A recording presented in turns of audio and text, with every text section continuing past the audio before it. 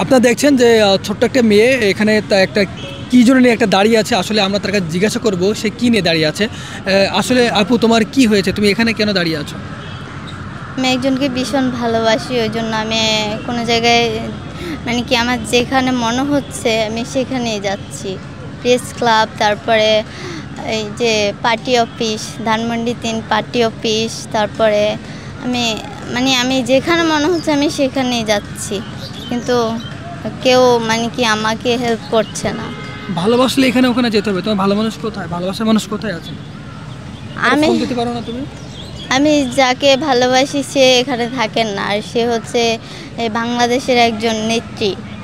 তাকে এত সহজে তার সাথে এত সহজে দেখাও করা যায় না বা কথাও বলা যায় না তার সাথে এত সহজে। তো তুমি একটা মেয়ে হয়ে একটা মেয়ের কেন ভালোবাসে? এতটা ছেলে তুমি দেখো না? এই যে জয় আছে, শেখ হাসিনার ছেলে জয় আছে, তারেক রহমানের ছেলে যে আছে, এতগুলো ছেলে আছে। সবসময় তো সবাই তো আর ছেলেকে ভালোবাসে না, আর সব ছেলেরাও তো মেয়েকে ভালোবাসে না। অনেকে অনেক কি তার মন যাকে ভালোবাসে সে তাকেই ভালোবাসে। তো আমার মন কি আমি ওনাকে মন থেকে ভালোবাসি, ওই জন্য আমি ওনার জন্য পাগলের মতো কি ঘুরতেছি রাস্তায় রাস্তায়। কিন্তু আমি অনেক ভিডিও করেছে আমার, কিন্তু কেউ ওটা পৌঁছাইতে পারে নাই, ওনার কাছে পৌঁছায় নাই এখনো। দেখি তুমি কাকে ভালোবাসো, তার ছবিটা আমরা দেখতে চাই। তুমি প্রধানমন্ত্রীকে ভালোবাসো? জি, আমি ওনাকেই ভালোবাসি। ওনার জন্য আমার কোনো কিছু ভালো লাগে না, ওই জন্য আমি রাস্তায় রাস্তায় ঘুরি। আর কি কি করো ওনার জন্য? ওনার জন্য আমি কালকে তো অজ্ঞান হয়ে পুরো এইতে পড়ে গেছিলাম, না খেয়ে অজ্ঞান হয়ে আমি কারণবাজার পড়েছিলাম 1 ঘন্টা ধরে। তারপরে কে একজন আমার ব্যাগ চেক করে, তারপরে দেখে আমার আপুর নাম্বার, আরও অনেকের নাম্বার ছিল, তো ওটা আপুর নাম্বার, আপু লেখা ছিল দেখা ওটাতে কল দিচ্ছিল। কল দেওয়ার পরে আপুকে ফোন করে আনে এখানে। তারপর আপু আমাকে পিজি কি ঢাকা হসপিটালে নিয়ে যায়। ওখানে নিয়ে যাওয়ার পর আমাকে সেলাইন দিছিল। তারপর আমি কিছু জানতাম না ওখানে কিভাবে গেছিলাম। তারপরে দেখি আমি হসপিটাল আছি। এই যে তোমার হাতে এটা কি যে সেলাইন দিছিল হাতে, এই জন্য কি এটা? হ্যাঁ হ্যাঁ হ্যাঁ, ক্যানালা লাগাইছিল। থাকো নাকি?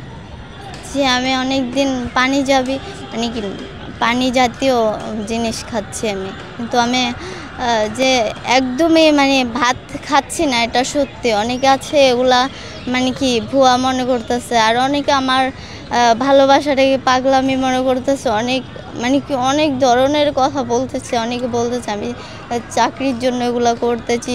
অনেকে বলতেছেন নোয়াখালী বিভাগ চাও, ওনার কাছে যে অনেকে অনেক রকমের প্রশ্ন করতেছেন। অনেকে বলতেছেন পড়ালেখা বাদ দিয়ে যেমন কোনো মন্ত্রীর ছবি নিয়ে ঘুরো, তারপরে তোমার চাকরি হয়ে যাবে, পড়ালেখার প্রয়োজন নাই।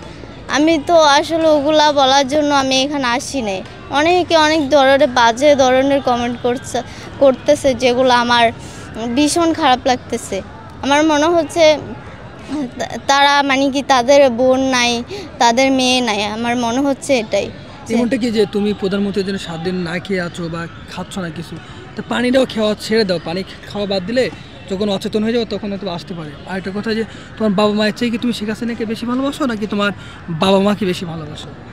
বাবা মা আমার কাছে আসছেন, বুঝতেছি না আমি বাবা মাকে কতটুকু ভালোবাসি, তবে বাবা মা কাছে আছেন আমার। তো আমি ওনাকে ভালোবাসি, ওনাকে এক নজর দেখার জন্য আমি এখানে প্রেস ক্লাব আর অন্যান্য জায়গায় ঘোরাফেরা করতেছি। আমার আপু আমাকে এখানে কি জোর করে এখানে মিথ্যে কথা বলে আমাকে এই জায়গায় নিয়ে আসছে, আর আমি তুমি জানতাম শেখ না। দেখা করতে চাচ্ছ, তোমার বাড়ির লোক কে তোমাকে বলছে যে দেখা করার জন্য আরো উৎসাহিত করছে নাকি? জি না, তারা আমাকে বলছেন তুমি এগুলা কিছুই করতে পারবা না, তুমি এগুলা বাদ দাও। তারা এটাকে আমার পাগলামি মনে করছে। আমি তো সত্যিকারে ভালোবাসি, আমি বুঝতেছি ভালোবাসা কত কষ্টকর, ভালোবাসা কত কষ্ট। আমার মনে হচ্ছে আমি জীবিত নাই, আমার মনে হচ্ছে আমি জীবিত একজন লাশ হয়ে আছি। আমি ওনার সাথে একটু দেখা করতে চাই, সাক্ষাৎ করতে চাই, এটাই আমার শেষ ইচ্ছা। আপনারা প্লিজ, ভিডিও তো সবাই করতেছেন, কিন্তু ওনার কোনো মানুষের কাছে বিভিন্ন বিভিন্ন সমাবেশে দেখা যায়। আমি আসলে যেভাবে দেখতে চাচ্ছি, আর আমি ওভাবে দেখি নাই, তবে আমি যেভাবে দেখতে চাচ্ছি ওইভাবে চাই আর কি।